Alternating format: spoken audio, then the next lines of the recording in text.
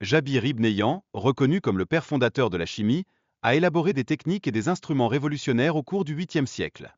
Son œuvre a établi les bases essentielles de ce que nous appelons aujourd'hui la chimie moderne. Dans ce contexte, la collection de manuscrits de l'Université d'Ocala renferme des œuvres inestimables, en attente d'analyse par des chercheurs. Ces documents pourraient bien dévoiler des connaissances oubliées relatives à la science médiévale, enrichissant ainsi notre compréhension de cette période. Par ailleurs, le canon de la médecine d'Ibn Sina, considéré comme un texte fondamental, a été largement diffusé dans les universités européennes. L'impact significatif de ce manuscrit a façonné la médecine occidentale pendant des siècles, témoignant de son influence durable. De surcroît, la famille Médicis a établi une imprimerie à Rome, dédiée à la publication d'ouvrages en arabe. Cette initiative souligne l'importance de la langue arabe dans la diffusion du savoir scientifique de l'époque, témoignant d'une reconnaissance croissante de son rôle intellectuel. Dans le domaine de l'astronomie, Al-Farghani, astronome du 9e siècle, a apporté des contributions déterminantes.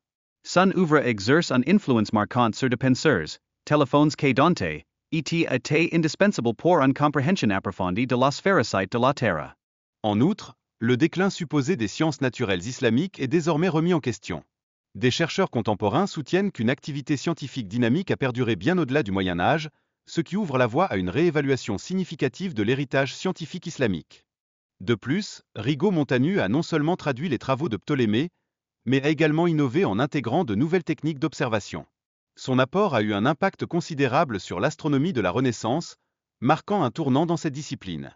Parallèlement, Ali Kochot, un astronome islamique du 19e siècle, a également contribué à des concepts similaires à ceux de Montanu. Cette continuité met en lumière l'évolution des idées astronomiques à travers les siècles, témoignant d'un héritage intellectuel partagé. En outre, Nasir al-Din al-Tusi a été un pionnier dont les travaux ont exercé une influence notoire sur Copernic. Son approche méthodique a permis des avancées techniques cruciales dans le développement du modèle astronomique, apportant une nouvelle dimension à la discipline. Les recherches d'Al-Tusi concernant les mécanismes de rotation ont été fondamentales pour la compréhension du mouvement de la Lune. Ces idées, reprises plus tard par Copernic, ont marqué une avancée significative dans le domaine de l'astronomie, élargissant ainsi notre compréhension cosmique. De même, Ibn al-Haytham a établi une méthode d'investigation astronomique alliant modèles géométriques et mécanismes. Ces contributions ont servi de pierre angulaire aux travaux de scientifiques tels que Kepler et Galiléo, soulignant l'importance de cette approche innovante.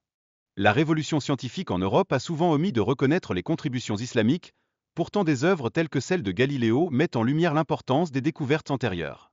Cela souligne l'héritage partagé des sciences naturelles à travers le temps.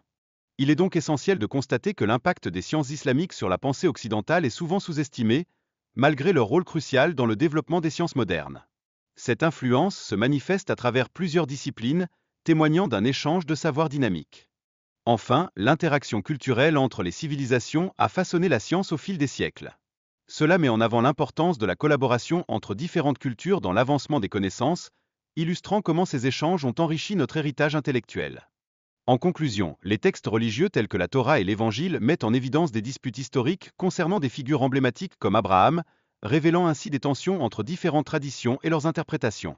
Ce phénomène souligne l'aspect intertextuel et interdisciplinaire de la connaissance humaine.